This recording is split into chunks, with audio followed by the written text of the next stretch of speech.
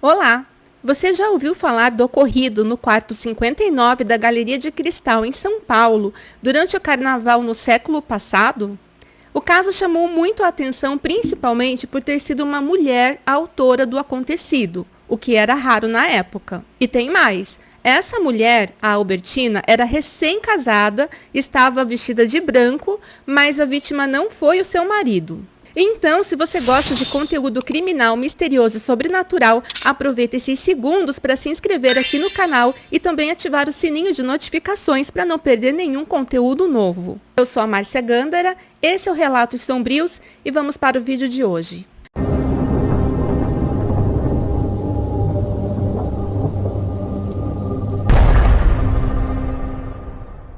Para a gente poder entender melhor essa história, eu preciso contar um pouco sobre os principais envolvidos. Albertina Barbosa, que tinha 16 anos em 1904, era uma moça muito bonita, de cabelos longos e escuros, e que era professora primária recém-formada morando com a mãe em uma casa em São Paulo. Como a sua mãe estava separada, a Dona Rosa, então ela transformou a residência numa pensão, sempre cheia, principalmente de estudantes vindos do interior. Um dos inquilinos era o jovem estudante de Direito, Arthur Malheiros, com quem Albertina passou a ter encontros noturnos dentro da pensão. Até que ela recebe um convite para dar aulas particulares aos filhos de um rico fazendeiro de Bebedouro e sua mãe insiste que a filha se mude para lá. Pouco tempo depois, o Arthur também se muda de lá, só que para casa de parentes, já que era mais perto da faculdade. Acontece que após alguns meses, a Albertina resolve voltar para a pensão e conta para a mãe que está grávida de Arthur.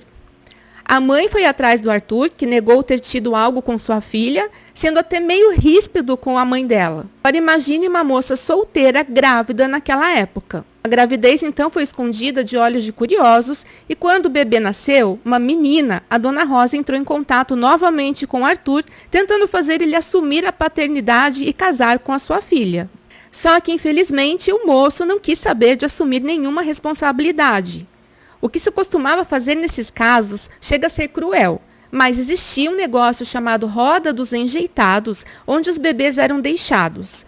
Essa roda era tipo um tambor giratório que dava sempre para alguma instituição de caridade ou de freiras que acolhiam as crianças e colocavam para adoção. Então, a Albertina foi até a Santa Casa de Misericórdia e deixou sua bebezinha de 8 dias lá na Roda dos Enjeitados. Depois de colocada nesse tambor giratório, a Albertina esperou seu bebê parar de chorar, o que era um sinal de que do outro lado, do lado de dentro, alguma freira de plantão ali já tinha pego a menina. E é triste saber que, depois de alguns dias, a menininha faleceu. E eu estou contando certos detalhes para a gente tentar entender as motivações de Albertina em ter praticado um crime. Bom, ela logo volta a dar aulas, dessa vez em Ribeirão Preto, onde reencontra o diretor Elisiário Bonilha, que inclusive tinha estudado com ela e já tinha pedido em casamento uma vez. Mas agora ela aceita o seu pedido e os dois vão dia 18 de fevereiro até a capital preparar os papéis. Importante ressaltar que disseram que o Elisiário não fazia ideia de que sua noiva não era mais virgem e que dormiram em um hotel em camas separadas. Eles podiam ter ficado na pensão, mas a Dona Rosa não aprovava o casamento deles. Então eles se casam 2 dias depois e vão passar a lua de mel em um hotel um pouco mais requintado, no quarto 59 do Hotel Bela Vista, que pertencia à Galeria de Cristal. E é interessante contar rapidamente como era essa galeria, que era muito bonita, pelo menos nas fotos, Ela era um prédio de compras que recebeu esse nome pela armação metálica octogonal envidraçada que deixava o seu interior bem iluminado. Um projeto de Max Hell, o mesmo que faria o projeto da nova Catedral da Praça da Sé. E essa galeria ficava localizada entre as ruas 15 de Novembro e Boa Vista. O dono do imóvel era Cristiano Webendorfer, também conhecido por Galeria Webendorfer, um prédio de 3 andares, então, que tinha sido inaugurado em 1900 e recebeu um anexo com alguns cômodos que foram transformados em quartos de hotel e que ficavam do outro lado da rua, quase em frente à galeria. Bom, eu pesquisei e parece que alguns anos depois a galeria pegou fogo. Caso você saiba mais sobre ela, deixa nos comentários para a gente saber.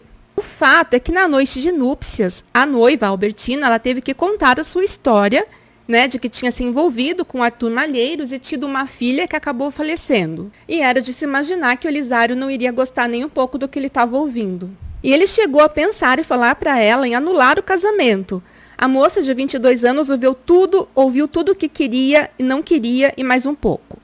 Ela foi humilhada e xingada. E foi nesse momento que Albertina resolveu vingar-se do mal causado por Arthur Malheiros e arquitetou o assasse junto ao marido. Só que ele não conhecia o Arthur, nunca tinha visto na vida. Então o que ele fez? Ele foi até a faculdade e viu a foto com o nome e sobrenome dele em um quadro e guardou a sua fisionomia.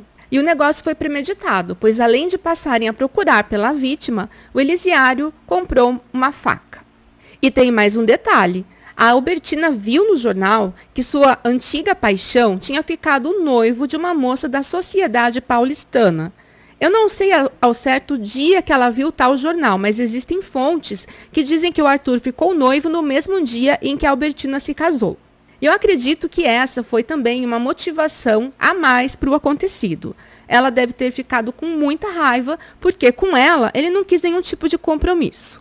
Bom, era dia 23 de fevereiro de 1909, uma terça-feira de carnaval. As pessoas já estavam festejando nas ruas, apesar de não ter sido assim um carnaval com muito movimento naquele ano. Mas onde mais estaria um jovem de 25 anos recém-formado numa tarde de carnaval? Provavelmente pelas imediações da Rua 15 de Novembro, pois era ali que as coisas aconteciam. Então, Elisiário foi para lá e avistou Arthur com alguns amigos. Quando os amigos se despediram e foram em outra direção, o Elisiário então se aproxima, se apresenta, pergunta se está falando com o doutor Arthur Malheiros e diz que estava precisando consultar um advogado para os seus negócios. Que eram coisas muito importantes e que, se não fosse inconveniente, ele gostaria de tratá-los no hotel da Galeria de Cristal. E como estavam próximos, eles já foram logo para lá. E é nesse momento em que o Elisiário leva o Arthur até o quarto 59 da Galeria de Cristal. O Arthur entrou primeiro e se deparou com a Albertina. E nessa hora, ele deve ter visto que caiu em uma cilada, né? Ele perguntou a ela o que aquilo tudo significava e ela, pegando uma arma de fogo que estava em uma mesa, disparou 2 tiros contra Arthur. Ele chegou a pedir perdão e tudo mais, mas não adiantou. Levou mais um disparo e, como a arma travou, ela pegou então a faca e passou pelo pescoço dele. A cena eu acho melhor nem descrever, mas é de se imaginar que tinha muito, mas muito sangue no local. O Arthur tinha 25 anos. Bom, a Albertina foi tomar um banho e colocou novamente a camisola branca. E os investigadores, eles acreditam que ela não estava vestindo nada no momento ou a sua camisola teria mudado de cor. Poucos minutos depois, o Elisiário foi até a sacada do quarto e calmamente chamou um cabo da polícia militar, o Antenor Bolina, que fazia ronda pela rua, dizendo que ali dentro, num quarto do hotel, acabava de ser cometido um assasse. Como o moço estava muito tranquilo, o soldado achou que seria alguma brincadeira de carnaval. Mas diante da insistência do moço, ele foi verificar. Assim que o militar entrou no quarto, o casal confessou o crime de honra numa tranquilidade que o surpreendeu. O interrogatório então teve início e o inquérito policial foi aberto. Bom, a história poderia terminar aqui. Um caso de uma jovem desonrada e um marido ultrajado, ambos dispostos a cometer um crime de honra, que era motivo aceitável de acordo com a moral do início do século XX. Porém, segundo testemunhos de moradores de Ribeirão Preto, o comportamento da Albertina não era compatível com os padrões de moral exigidos para uma moça solteira daquela época. Então, o relatório final do inquérito não foi nada favorável. A Albertina foi acusada de assasse e Elisiário de coautor. Excluiu-se, então, do processo o crime de honra, né? E aquele papinho de que tinham ido dormir em camas separadas caiu por terra. Porque no julgamento, que teve no dia 28 de junho daquele ano, ela estava em estado avançado de gravidez. Bom, em um primeiro julgamento, ela foi absolvida por unanimidade de votos, ficando em liberdade. Aí, no segundo, em 26 de janeiro de 1910, ela foi condenada a 25 anos e 6 meses de prisão. Aí ela voltou para a prisão e ainda seria julgada mais 3 vezes, sendo o quinto e último julgamento em 25 de novembro de 1911, onde ela foi absolvida por unanimidade de votos. O Elisiário Bonilha foi a julgamento em 29 de novembro de 1911 e depois em 20 de janeiro de 1913, sendo absolvido nos dois.